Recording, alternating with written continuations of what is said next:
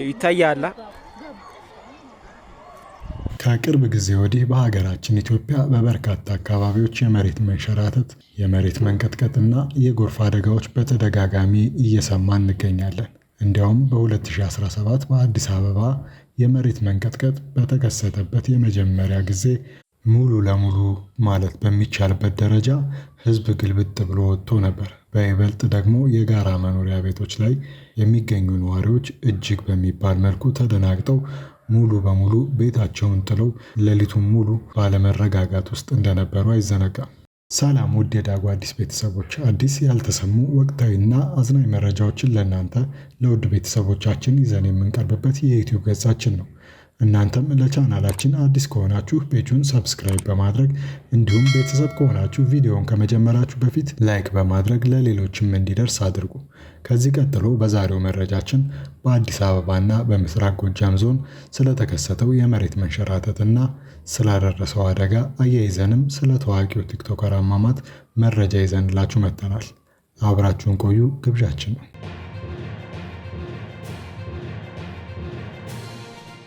እንደሚታወቀው ከጊዜ ወዲህ ሀገራችን ኢትዮጵያ በርካታ የሚባል የተፈጥሮ አደጋዎችን እያስተናገደች ትገኛለች። ከነዛም ውስጥ የመሬት ንዝረት፣ የጎርፍ አደጋ እንዲሁም የመሬት መንሸራተት ናቸው።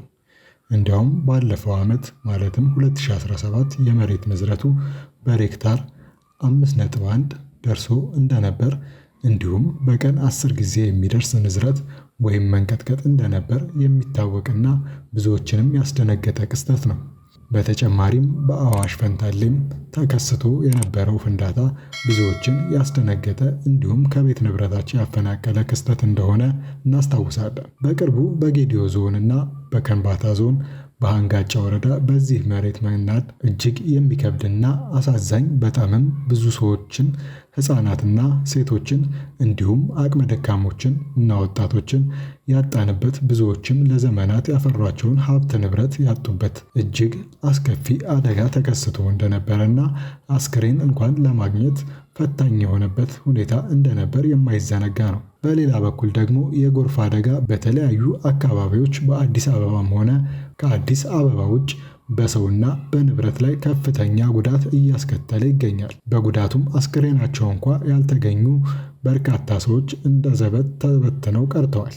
እንዲያውም በያዝነው አዲስ ዓመት ራሱ በዚህ በአዲስ አበባ ወሰን አካባቢ አንዲት እናት ከልጇና ከነቤት ሰራተኛዋ በአሰቃቂ ሁኔታ በድንገተኛ ጎርፍ ሕይወታቸው እንደተቀጠፈ የምናስታውሰው ነው። አሁንም ደግሞ በአዲስ አበባ እንዲሁም በምስራቅ ጎጃም ዞን የተከሰተው የመሬት መንሸራተት ብዙዎችን ያስደነገጠና ያሳሰበ እንዲሁም ከቤት ንብረታቸው ያፈናቀለ ሆኗል። እኛም በሁለቱም አካባቢ የደረሰውን ጉዳት እና ያስከተለውን ችግር በዝርዝር አቅርበንላችኋል።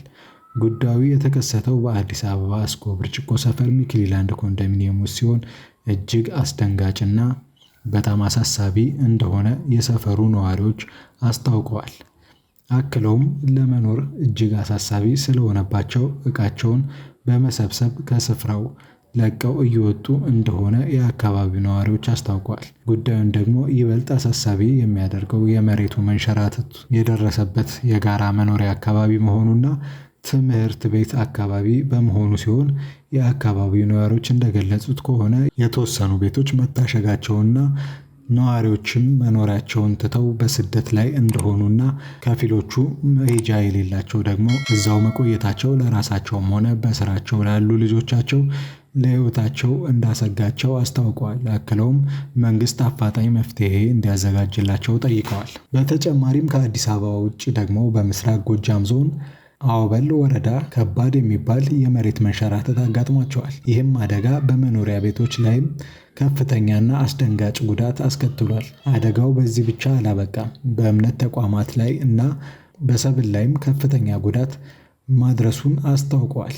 ይህም አደጋ ጎጃም ላይና አዲስ አበባ ላይ ብቻ የደረሰ ሳይሆን እንደ ሀገር የሁላችንም አደጋ ነውና የሁላችንም ርብርብ ያስፈልገዋል።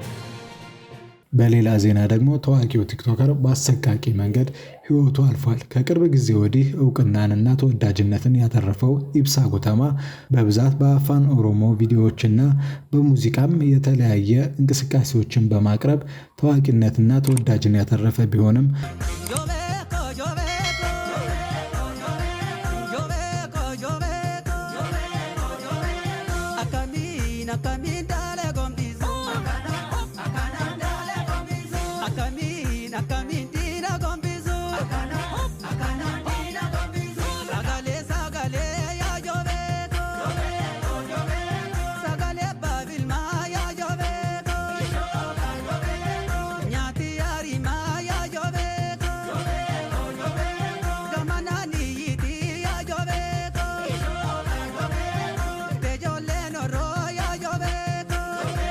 በትናንትናው ዕለት ከአዲስ አበባ ወደ አዳማ በመጓዝ ላይ ያለ የመኪና አደጋ ደርሶበት በሚያሳዝን ሁኔታ ሕይወቱ አልፏል።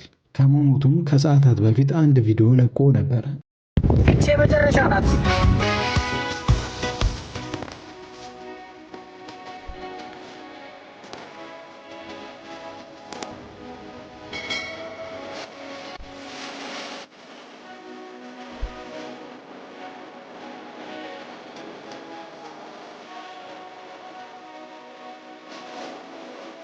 እኛም ለቤተሰቦቹ ለወዳጆችና ለአድናቂዎቹ መጽናናትን እየተመኘን ሕይወት አጭር ናትና በምናደርገው ነገር ሁሉ ማስተዋል አይለየን ምክራችን ነው።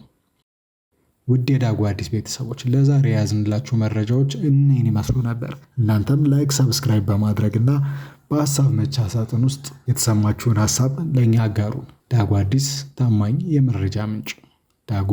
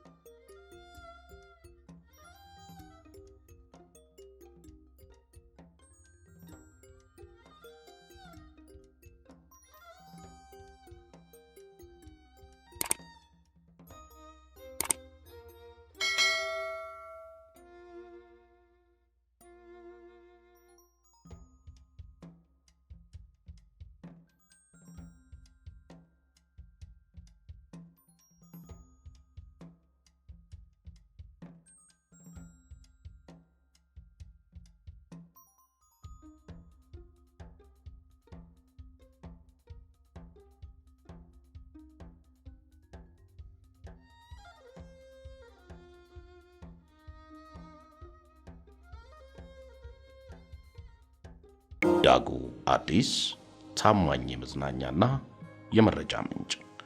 ዳጉ